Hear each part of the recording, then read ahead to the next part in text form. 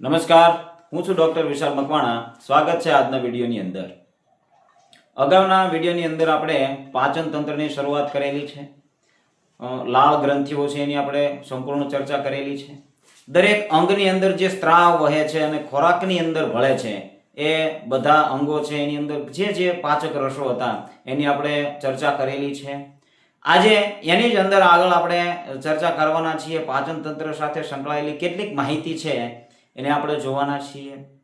હજી સુધી આ ચેનલને જો સબસ્ક્રાઇબ ના કરી હોય તો સબસ્ક્રાઇબ કરી દેજો અને આ વિડીયો છે એ શારીરિક શિક્ષણ સાથે સંકળાયેલા તમામ જે કેન્ડિડેટ છે એની સુધી પહોંચાડો. વિડીયો ગમ્યો હોય તો એને લાઈક કરી દેજો. જોઈએ આજના વિડીયોની અંદર પાચન તંત્રની છે આપણે આગળ ચર્ચા કરવાના છીએ.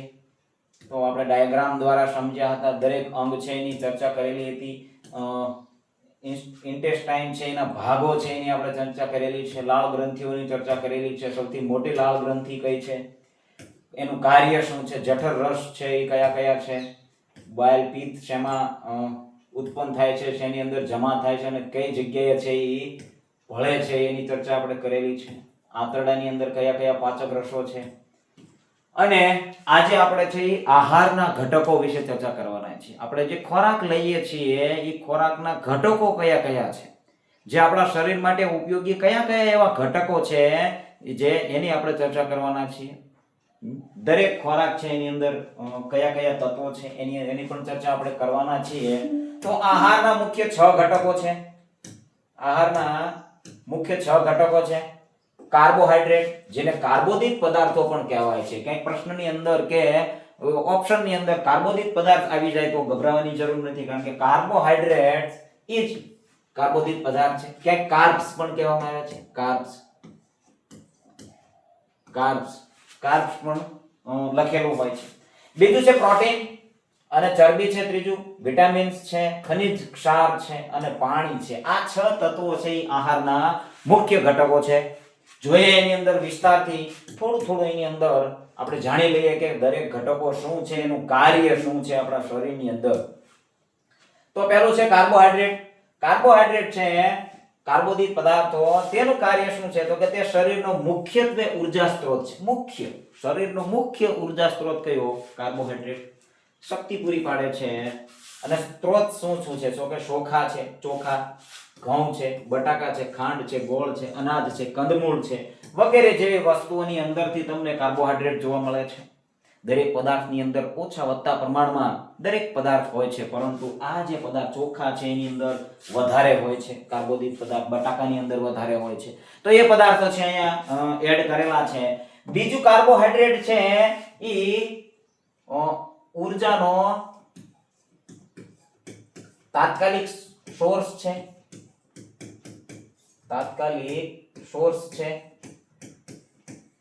આવો પ્રશ્ન પૂછાય છે કે એનર્જીનો તાત્કાલિક સોર્સ કયો છે, ઉર્જાનો તાત્કાલિક સોર્સ કયો છે, કયો એવું તત્વ છે જેમાંથી તાત્કાલિક ઉર્જા શરીરને મળે છે. આવી રીતે પ્રશ્નો ઘુમાવી ફેરવી એને પૂછાઈ શકે છે.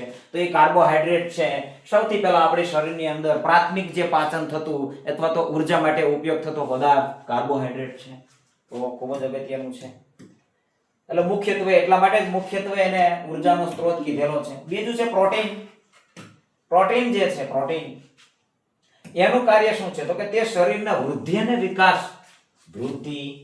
વિકાસ અને સમારકામ, ગ્રોથ એન્ડ રિપેર માટે જરૂરી છે.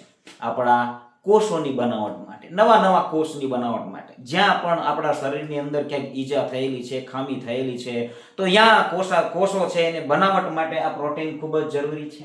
આપણા શરીરની અંદર પ્રોટીન છે ગ્રોથ અને રિપેરનું કાર્ય કરે છે. કંઈ પણ ડેમેજ વસ્તુ થઈ હોય, કંઈ અંગ ડેમેજ થયું હોય, કોષ ડેમેજ થયો હોય તો એનું રિપેર કરે છે. વૃદ્ધિ એટલે આપણી વૃદ્ધિ, આપણો વિકાસ જે છે એ પ્રોટીનના થકી થાય છે. તો પ્રશ્ન એવો પૂછાય કે પ્રોટીનનું કાર્ય આપણા શરીરની અંદર શું છે? તો વૃદ્ધિ અને વિકાસ અને સમારકામ છે. કોષોનું નિર્માણનું કાર્ય પણ એ જ છે. શરીરના બંધારણ કરનાર ખોરાક છે. શરીરનું બંધારણ કરનાર, કોષોનું નિર્માણ થાય છે એટલે બોડી બિલ્ડિંગ ફૂડ છે. આ પ્રશ્ન પણ પૂછાઈ શકે એવો છે કે નીચેનામાંથી કયું બોડી બિલ્ડિંગ ફૂડ છે? આવો પ્રશ્ન પૂછાઈ જાય તો બોડી બિલ્ડિંગ ફૂડ કયું છે? પ્રોટીન છે. ચાલો એના સ્ત્રોત કયા છે? મુખ્યત્વે કઠોળ. જે પણ કઠોળ છે એ કઠોળ, તમે કઠોળની અંદર પ્રોટીન સૌથી વધારે જોવા મળે છે. દાળ છે, મગ છે, ચણા છે. દૂધની અંદર પ્રોટીન હોય છે, માંસની અંદર હોય છે, માછલીની અંદર હોય છે, ઈંડાની અંદર હોય છે, સોયાબીનની અંદર સૌથી વધારે હોય છે પ્રોટીન. સોયાબીનની અંદર વધારે પ્રોટીન હોય છે. તો આ બધા એના સ્ત્રોતો છે. ત્યારબાદ આવે છે ચરબી. ચરબી છે એ પણ ખૂબ જ અગત્યનું આપણા શરીરની અંદર. એનું કાર્ય શું છે? તો કે તે કાર્બોહાઈડ્રેટ કરતા પણ વધુ માત્રામાં ઉર્જા પૂરી પાડે છે.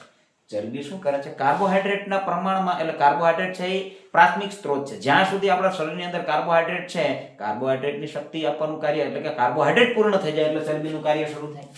ચરબીની અંદર શું છે? તો કે કાર્બોહાઈડ્રેટ કરતા બમણી ચરબી છે, શક્તિ છે એની અંદર, ઉર્જા રહેલી છે એની અંદર. તો એટલે ઉર્જા પૂરી પાડે છે.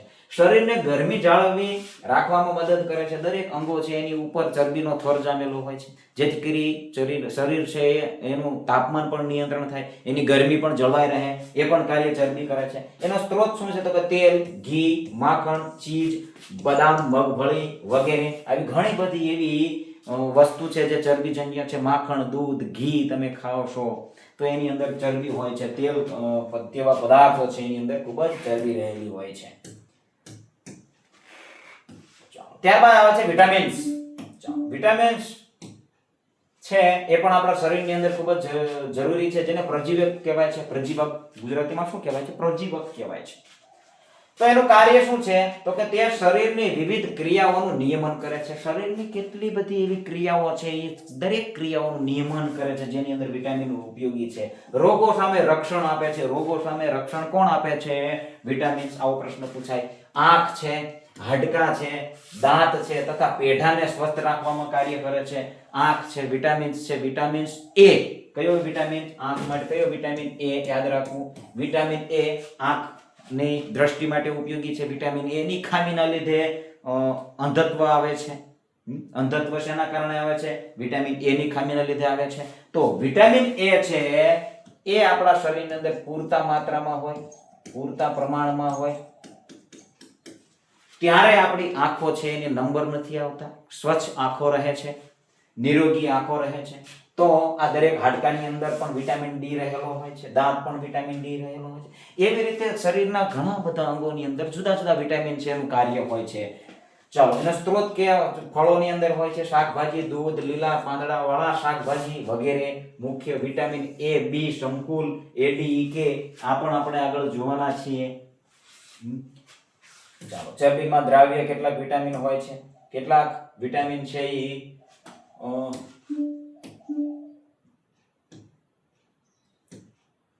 કેટલાક વિટામિન છે એ પાણીમાં દ્રાવ્ય હોય છે, તો એને પણ આપણે જોઈ લઈએ. ચાલો, વિટામિન્સ એક્સપ્લેન. વોટર, વોટર એટલે પાણી, અને ફેટ સોલ્યુએબલ એટલે કે એની અંદર ભળી જાય છે, ઘુલેબલ એટલે ભળી જાય છે, એની અંદર ભળે એવું. એટલે કે પાણીની અંદર ભળે એવા કયા વિટામિન? તો કે વિટામિન બી અને વિટામિન સી. આ બે વિટામિન છે એ પાણીની અંદર સોલ્યુએબલ હોય છે, વોટર સોલ્યુએબલ હોય છે. અને ફેટ એટલે કે ચરબી. ફેટ એટલે શું? ચરબીની અંદર સોલ્યુએબલ હોય છે. એ વિટામિન કયા? તો કે એ, ડી, ઈ, કે. એ, ડી, ઈ, કે. એ, ડી, ઈ, કે જે વિટામિન્સ છે એ ચરબીની અંદર ભળી જાય એવા હોય છે. ચરબી એટલે કે ફેટ સોલ્યુએબલ હોય છે, સોલ્યુબલ. અને વોટર સોલ્યુએબલ કોણ હોય છે? તો કે વિટામિન બી અને વિટામિન સી.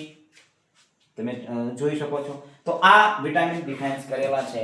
હવે એની અંદર પણ હજી આપણે આગળ જોવાના છીએ. તો વિટામિન એ છે એ શેમાંથી મળે છે? જો અહીંયા જોઈ શકો છો. ફરતા ફરતા ગાજર છે, ગાજરની અંદર સૌથી વધારે વિટામિન એ રહેલું હોય છે. વિટામિન એ શેના માટે ઉપયોગી છે? આંખની દ્રષ્ટિ માટે ખૂબ જ ઉપયોગી હોય છે. તો એ પણ છે. વધારે એની અંદરથી પ્રશ્નો નથી આવ્યા એટલે વધારે ડીપ માહિતી આપણે લઈને આવ્યા નથી, પરંતુ આપણે સામાન્ય માહિતી છે આપણી પાસે હોય છે.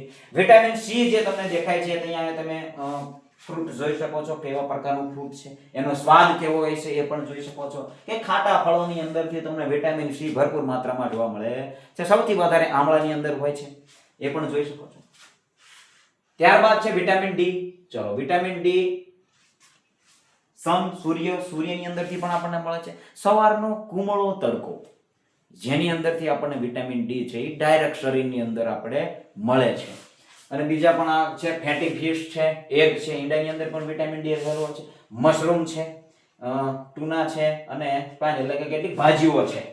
તો આની અંદર પણ છે. વિટામિન ડી ના બે પ્રકાર છે, વિટામિન D3 અને D2 અને D3 આ રીતે છે. D3 છે એ મશરૂમમાંથી મળે છે, D2 છે એ સૂર્યમાંથી આપણને મળતો હોય છે. તો આ આટલી માહિતી છે, ખૂબ જ અગત્યની છે. વધારે એની અંદર ડીપ જવાની જરૂર છે નહીં, પરંતુ આપણે જે જોવાનું છે વિટામિન બી કોમ્પ્લેક્સ. બી છે એ કોમ્પ્લેક્સ છે, કારણ કે બી વિટામિન બી કહેવાય છે, પણ એની અંદર ઘણા બધા બી છે. Vitamin B, vitamin B1, B2, B3 એને તમે જોઈ શકો છો. એના નામ શું છે એ ખાસ યાદ રાખવાના છે, કારણ કે એમાંથી પ્રશ્ન પૂછાય છે. એટલા માટે આપણા માટે અગત્યનું છે. વિટામિન B1 છે એને કહેવાય છે થાયમિન. વિટામિન B2 છે એને કહેવાય છે રાઇબોફ્લેવિન. વિટામિન B3 છે એને કહેવાય છે નાઇસિન. વિટામિન B5 છે એને કહેવાય છે પેન્ટાથેનિક એસિડ. વિટામિન B6 છે એને પાયરોડોક્સિન કહેવાય છે.